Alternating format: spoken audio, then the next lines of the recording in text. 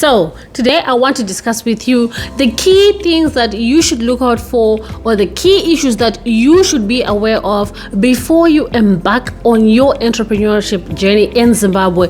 And I am specifically targeting those people that are in the diaspora that are now tired and just want to go back home, or even if you're not tired but you do want to start a business back in Zimbabwe. This video is for you. Let's get right into it. The most important thing, the important test, if there is such a word, the most important thing, guys, is for you to establish your market. Who is your market?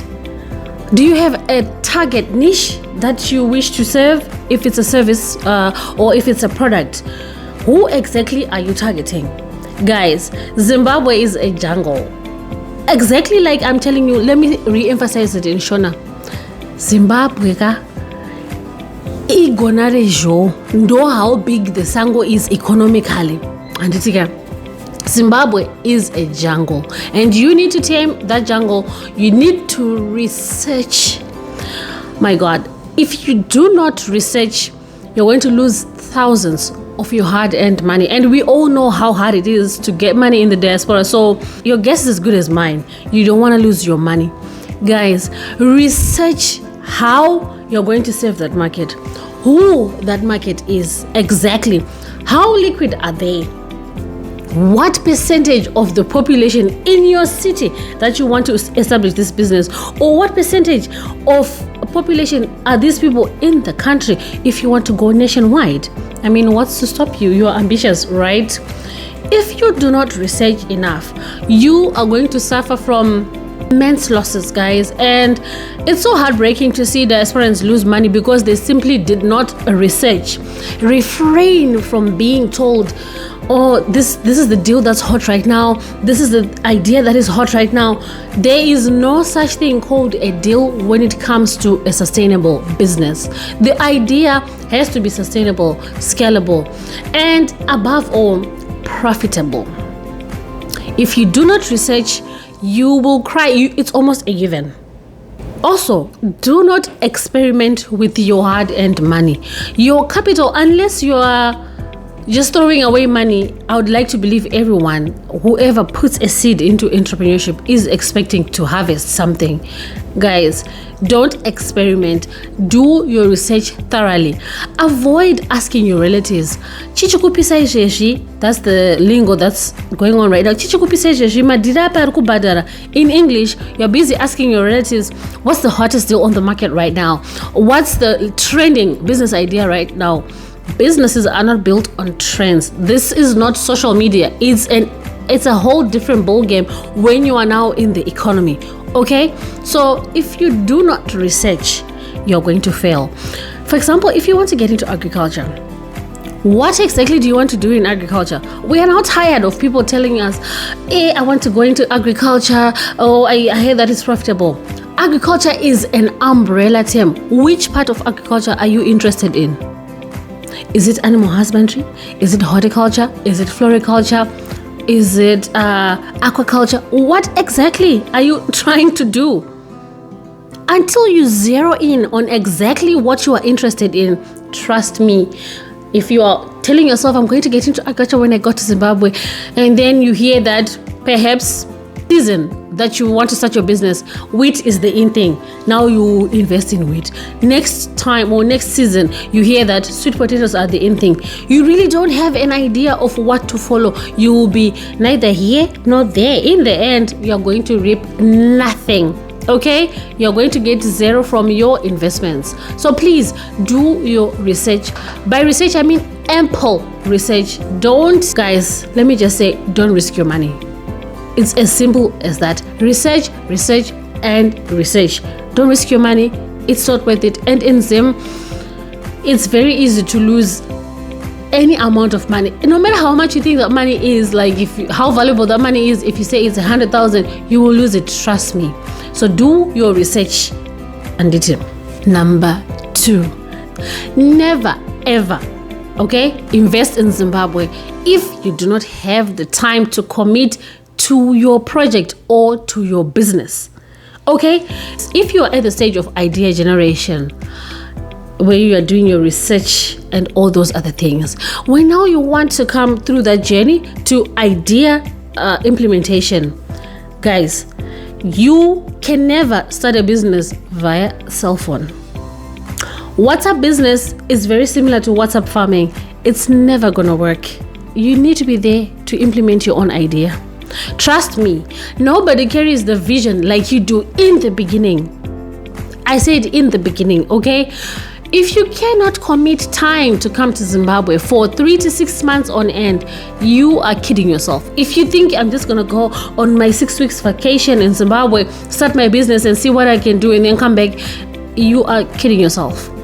Unless your idea is just to go and buy a house, maybe that's the business you're getting into, like real estate, you're just gonna buy a house and renovate. Perhaps 6 weeks can be enough. But if you are going into a business where you're expecting a cash flow on a regular, there is no way 6 weeks is ample time. Guys, a lot of people, I don't know why we're still falling for the same trap. This happened in the generations that went to the diaspora a long time ago. And now you guys, the young ones that are going to the diaspora right now, you're still carrying on, you're continuing, you're perpetuating the problem. You cannot start a business via WhatsApp. Be there for your idea implementation. Be there to search for that place. If you need premises, perhaps you want to start a retail business and you want to have a shop, go through the process of looking for that shop to rent by yourself. Know your rent. I know of someone who engaged their sibling. This is somebody that they grew up together, and she engaged her sister to look for a shop for her to rent. All was good and dainty, and she was paying rent about $900 per month. When she came to Zimbabwe, she found out that rent was actually $500. Guys, don't trust anyone. Just come to Zimbabwe. We are saying that the money you've worked for we are saying that the money that you're bringing, you've worked hard for it. So at the point where you're now supposed to invest, now all of a sudden that money is not valuable. You can just give it to anyone. Think about that. Okay? Think about that. We are tired of people that cry on a daily basis on Facebook, on Twitter, wherever on these socials. I was scammed, my sibling did this, my mother did this. No one is an exception, and you certainly are not an exception to that rule. Okay? So I think we've gotten that out of the way. Point number 3. Guys, if you want to set up a business in Zimbabwe, live in the economy. I don't know how many times I should say this, or how many times you want to hear it. Live in the economy.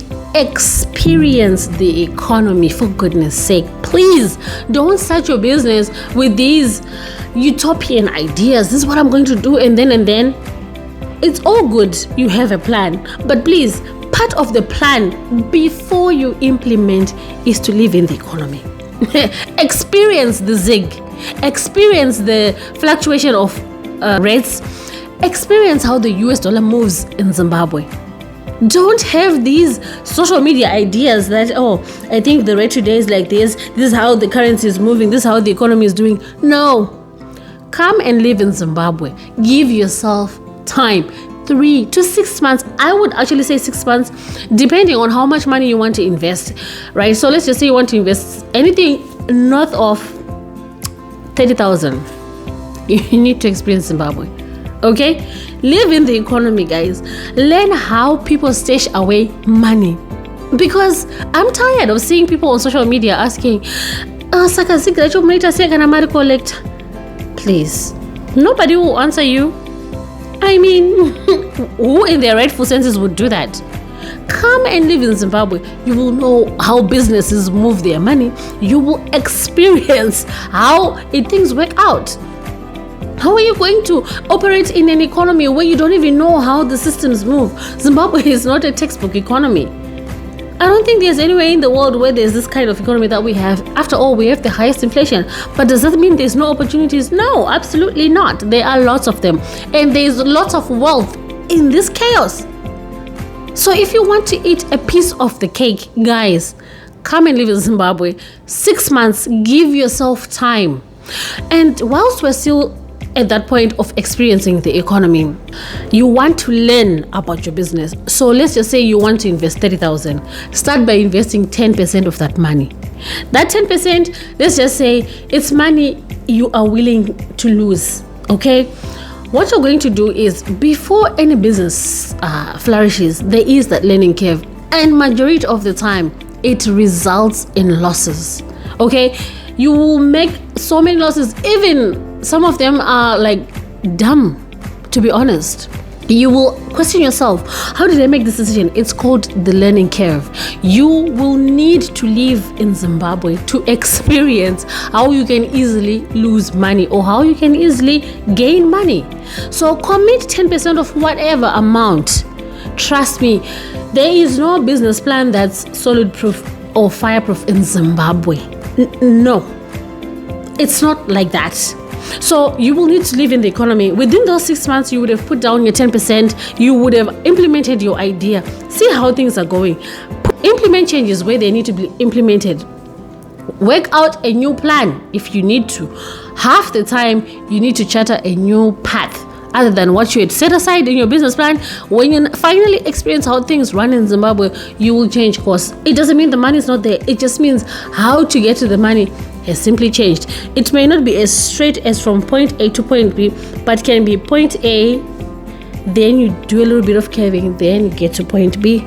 You get it. Okay?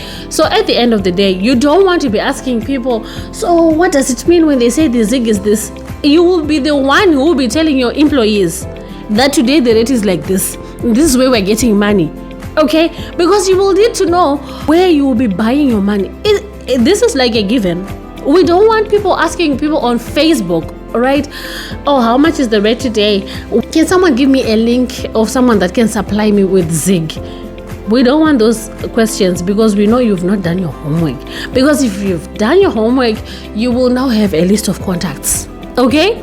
You will now have a list of contacts of who is going to supply you with your US dollars when you need them, or who is going to supply you with the Zig if you need it. Because the black market is thriving. It's very much alive. And it's not a today problem. This problem has been there since the 2000s, I don't know. Know your standards. Guys, when you have your business idea, let's say it's product based, and you have a certain product that you want to manufacture or you want to sell, and you have a certain standard that you've come up with yourself. You say, okay, this is the standard that I'm going for, and this is the market that I'm targeting.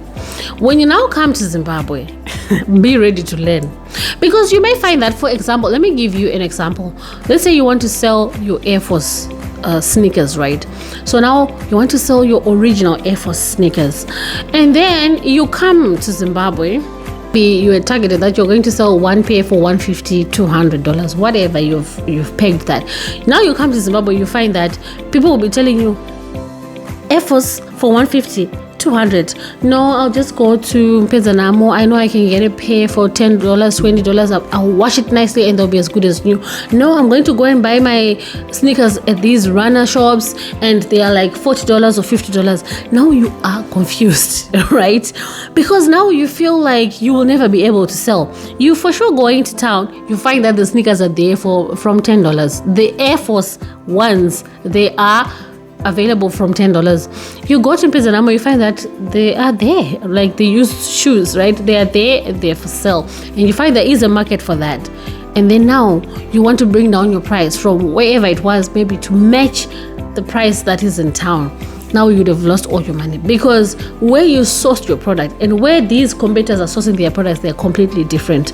Now you want to learn to live with your standards, right? If you want to sell original products, you're going to have to stick it out and figure out a way to get to that market that I discussed in the first point of this video. Know your standard. Who do you want to serve? What kind of product are you selling? What kind of service are you selling in terms of standards? Are you willing to stick it out, or you want to change course? Want to stick it out, then you will forever tell yourself, no matter who says, oh, you're too expensive, you're going to stick with your plan.